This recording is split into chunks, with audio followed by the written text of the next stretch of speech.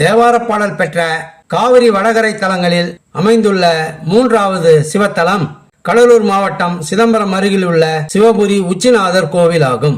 இத்தலம் சிதம்பரம் கவரப்பட்டு சாலையில் சுமார் 5 கிலோமீட்டர் தொலைவில் அமைந்துள்ளது. திருஞான சம்பந்தர் மற்றும் 63 சிவனடியார்கள் இத்தலத்திற்கு உச்சி காலத்தில் வந்தபோது சிவபெருமானே நேரில் வந்து பசியாற்றிய வரலாற்று சிறப்புமிக்க அற்புத தலம் இதுவாகும். இறைவன் உச்சிநாதர், மத்தியவனேஸ்வரர், இறைவி கனகாம்பிகை உச்சிநாயகி. இத்தலத்தின் தீர்த்தமாக கிருபாசமுத்திரம் திருக்குளம் கோவிலுக்கு எதிரே அமைந்துள்ளது. தல விருட்சம் நெல்லி மரமாகும். அகத்திய முனிவருக்கு சிவபெருமான் பார்வதியுடன் திருமண கோலத்தில் காட்சியளித்த தலம் என்பதால் கருவறையின் சுவற்றில் சிவனும் பார்வதியும் திருமண கோலத்தில் காட்சியளிக்கும் சிற்பம் உள்ளது. இத்தலம் 2000 ஆண்டுகள் பழமையானதாகும்.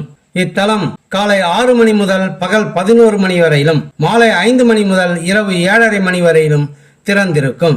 இப்பகுதியில் நெல் வயல்கள் அதிகம் இருந்தன. அப்பகுதியே முற்காலத்தில் திருநெல்வாயில் என்று அழைக்கப்பட்டது.